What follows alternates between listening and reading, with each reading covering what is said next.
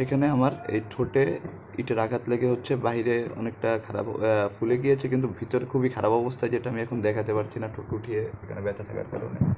এরকম আরও অনেকে আহত হয়েছে, আমাদের শতাধিক ছেলেবেলে আহত হয়ে গেছে এর কারণে, কিন্তু এর দায়বদ্ধতা ভিসি নেয়নি। আসসালামু আলাইকুম।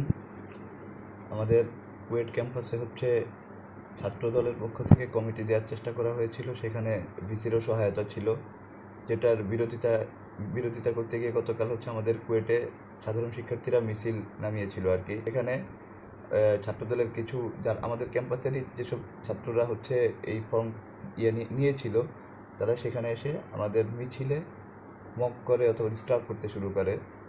অতঃপর আমাদের মেন গেটেও দেখা গিয়েছে যে আমাদের কিছু শিক্ষার্থীদের উপর হাত তোলা হয়েছিল বাইরের বহিরাগত ছাত্রদলের মানুষদের দ্বারা। ওরা বাইরে থেকে পাথর মারা শুরু করে, যার ফলে এটাকে থামাতে গিয়ে আমাদের শিক্ষার্থীরাও কিছু ইটপাটকেল নিক্ষেপ শুরু হয়। এটা বেশ 4-5 ঘন্টা চলতে থাকে, কিন্তু এতে আমাদের ভিসির কোনো পদক্ষেপ নেয়নি।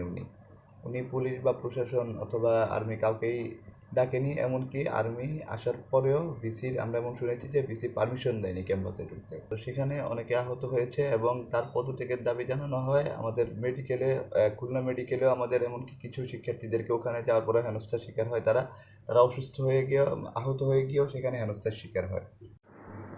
আমাদের ক্যাম্পাসের মেইন গেটের মতো একটা জায়গা দিয়ে ক্যাম্পাসে হচ্ছে ছাত্রদলের সন্ত্রাসীরা হচ্ছে ডান্ডা, লাঠি সোটা বিভিন্ন কিছু নিয়ে ঢুকে আমাদের ছাত্রদের উপর আক্রমণ করে, এবং সেখানে আমার এই ঠোঁটে ইটের আঘাত লেগে হচ্ছে বাইরে অনেকটা খারাপ ফুলে গিয়েছে, কিন্তু ভিতরে খুবই খারাপ অবস্থা, যেটা আমি এখন দেখাতে পারছি না ঠোঁট উঠিয়ে, এখানে ব্যথা থাকার কারণে। এরকম আরও অনেকে আহত হয়েছে, আমাদের শতাধিক ছেলেবেলে আহত হয়ে গেছে এর কারণে, কিন্তু এর দায়বদ্ধতা ভিসি নেয়নি।